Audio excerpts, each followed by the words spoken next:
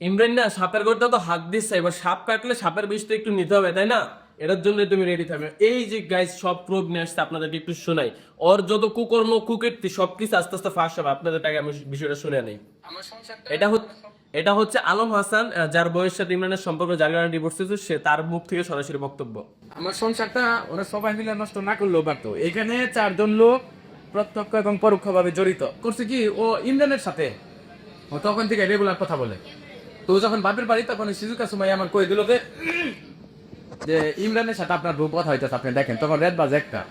পরে আমার শ্বশুরকে বললাম, আব্বা আপনি ঘরে যা দেখেন তো এই ও কার সাথে কথা বলে। পরে আমার শ্বশুর আর ওর বোনের জামাই যা মনে করেন হাতে হাতে ধরছে। পরে আমি কিছু রাত 1টার সময় ইমরানের সাথে কিসের কথা, সাথে যে শর্মিলা কথা কয়, এটা নিয়ে তো 4-5 মাস আগেই ভাই আমি আমার শ্বশুর বাড়ির অবস্থায় আমি ধরছি। আমার ফ্যামিলিগত প্রবলেম, এখানে তো ইমরানের জড়ানির কোনো দরকার ছিল না। ইমরান কে এখানে? ইমরান কই থাকে? আমার বউর সাথে ইমরানের কিসের পরিচয়? আর আমার বউই বা ইমরানের সাথে কথা বলতে যাবে কেন? ওদের আগে শিকারি করছে যে কথা বলছে ইমরানের বউ 40 মিনিট। ইমরানের বউরই তো আমার বউ চিনে না। ইমরান, আমি একটা কথা বলে দিতে চাই ভাই, আমি অনলাইনে এই বিষয়গুলো পাবলিক করতে চাই না, যেহেতু তুমি এসে ডিরেক্ট আমাকে বাজেভাবে বলছো। আমি জাস্ট এতটুকু চাইছি যে অনলাইনে সব ছড়াছড়ি না হোক, কারণ এগুলো মানুষ দেখে বা ছোট ছোট বাচ্চা পোলাপান দেখে। তুমি এসে কি করতেছো, আমার নামে উল্টাপাল্টা কথা বলতেছো, আমি নাকি তোমার এই করছি সেই করছি। ভাই তোমার আমি কিচ্ছু করি না, তুমি আমার থেকে যা পাইছো ওইটার আগে হিসাব করতে বসো, ঠিক আছে? আর তুমি তুমি হচ্ছে আরেকজনের বই সংসার নষ্ট করে দাও, সেগুলা ধামাচাপা দেওয়ার চেষ্টা করো।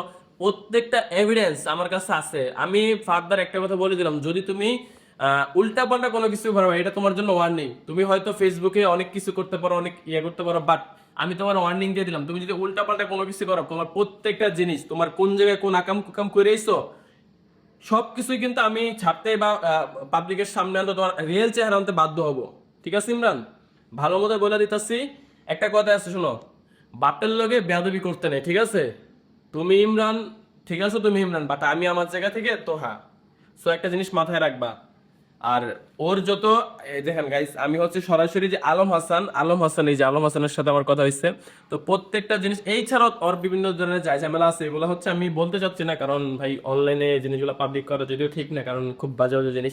আমি চাই না এগুলো বলতে, তারপরও আর তারপরও যদি তুমি নিজের দোষ থাকতে তো আর কাছে এসে গালাইতেছে। গাইজ একটা কথা আপনারা যদি বুঝে নেন তাহলে এতটুকু বুঝবেন, নিজের দোষ সবাই ডাকতে চায় ভাই।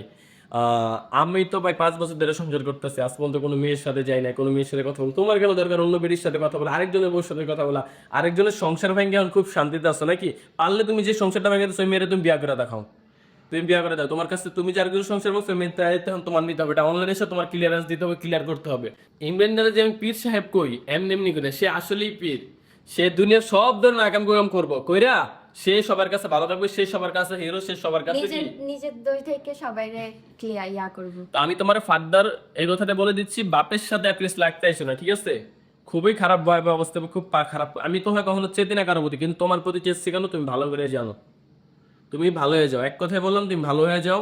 অনলাইনে যাতে আর এইসব জিনিসটা কোনো ভিডিও না দেখি আমি। আল্লাহ হাফেজ।